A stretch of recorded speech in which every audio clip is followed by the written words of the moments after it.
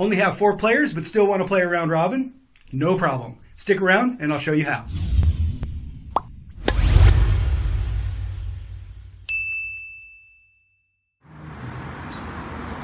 Hi, my name is Ben. I'm the founder and builder of Pickled.App. And this channel is for rec level players who want to crank the fun level up to 11. If you're the type of player that treats every match like you're playing for an Olympic medal, or you throw your racket whenever you get a bad out call, or constantly offering advice to your partner even when they don't ask for it, this channel is probably not for you. But if you're into having a blast, building a community, and trying to create better experiences for your local crew, well then you found your home. Okay, today we're going to kick this series off with the 4-player round robin, which is great because it's the easiest to explain and has the least number of variables. If you're new here or to pickleball in general, it might be a good idea to go back and watch the intro to round robin because it covers a lot of the fundamentals, like time management and different things like that. There's a link in the description below. Also, be sure and stick around to the end and I'll show you exactly how to set this up in the app. Alright, so here's our scenario. This is going to be a one-off event just between friends. Prizes will be bragging rights and of course to log the W in Pickled.App.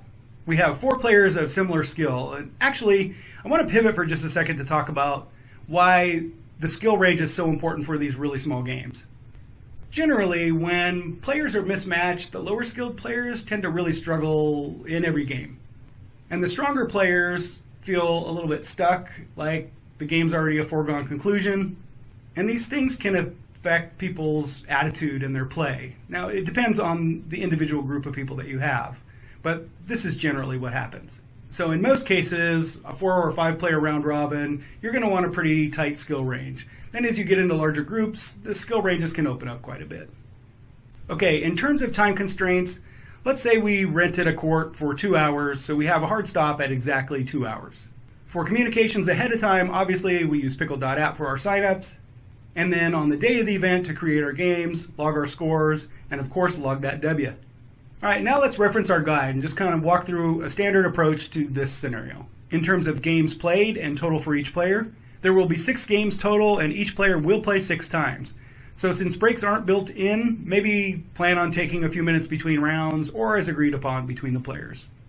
In terms of duration, I've already mentioned that we have a hard stop at 2 hours. So if we get down to that last 30 minutes and we've still got like 2 games left, it's probably time to start thinking about layering in some of the time management tools that we've already discussed, including setting the win by to 1, the win at, reducing that to 9, and or implementing rally scoring if it really comes to that.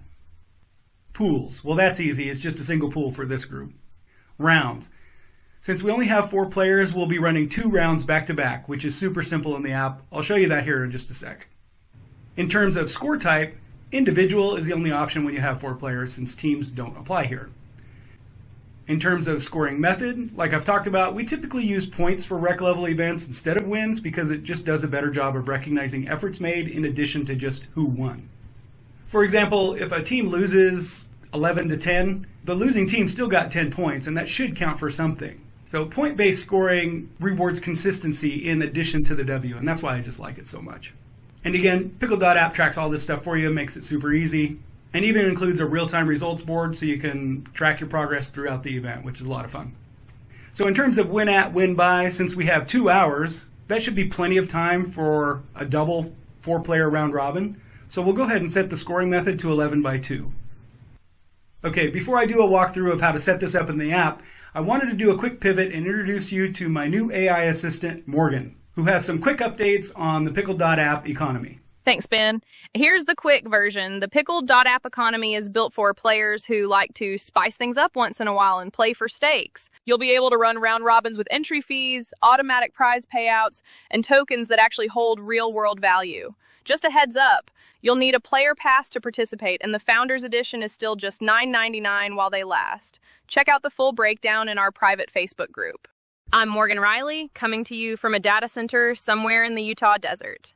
All right, back to you, Ben. Okay, I need water and a sunshade right now. All right, thanks, Morgan, and somebody get that girl some water. As promised, here's a sped up version of exactly how to set this up in the app. First, you're going to create your event for signups, paying attention to your allowed skill range. Then, on the day of the event, create your first round by clicking the Games tab. Then create game, round robin, method points, win at will be 11, win by will be 2, then tap Generate Games. You'll see it created one round with 3 games.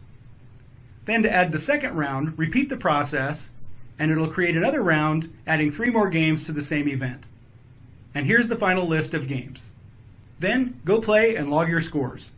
I find it helpful to have a kiosk set up for logging scores so all the players can come to like one place and log their scores after the match. I mean, they could also do this on their phones, of course, but in my experience, most players don't actually have their phones on them when they're playing, so it's kind of nice to have a central place just for everybody to come after their match, log your scores, see what your results are, and get your court assignment for the next game.